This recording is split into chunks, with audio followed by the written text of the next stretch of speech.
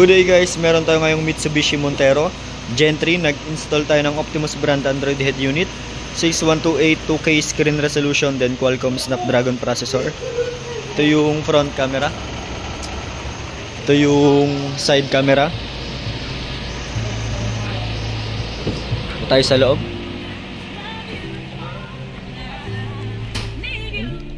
Optimus brand Android head unit, 6128 2K screen resolution, then Qualcomm Snapdragon processor. Steering wheel control working. Ayan, try natin mag-play ng radio. Volume control, volume up and down. Gawa po yan ng Yeah. ACS Then Manufacturing Corporation. track control, next, previews. Then yung source sa steering control, connected siya sa 360 camera. Pag pinindot mo si source, lalabas si 360 camera. So may 2D and 3D viewing yan. Yan, pag pinindot mo ulit si source, magbaback siya sa kung anong application ang naka-open before ka mag-open ng 360. Then 360 camera, meron siyang auto trigger na tinatawag pag ang takbo mo is 20 kph below. For example, ayan, left signal, hazard. Then priority ng trigger yung reverse. Accurate din yung mga linya. Ayan, fully calibrated yan.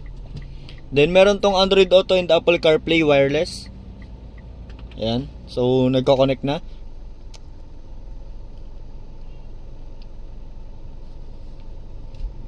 Ayan. So ito yung phone ni customer. Naka-connect siya sa Android Auto. Ayan.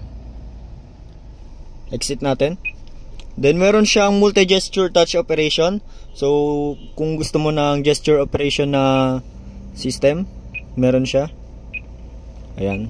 So volume, next, previews, screen off, mute, navigation. All sides recording din yung 360 camera.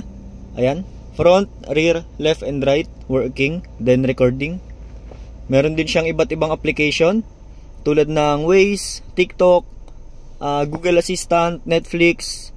Then meron din siyang Google Play Store, Maps, YouTube and Spotify. Then ang kagandaan sa unit na to, meron na siyang tracker, no? Meron siyang GPS tracker and meron din siyang live viewing ng 360 camera. Sa phone mo ma-access. So kahit malayo ka sa unit or nasa ibang bansa ka, nasa abroad ka, as long as connected yung phone mo sa tracker ng unit, matatrack mo kung nasan yung sasakyan mo. At the same time, makikita mo yung live viewing ng 360 camera from harap, likod, left and right. So yun lang. Thank you. This is Optimus brand Android head unit, 6128 2K screen resolution.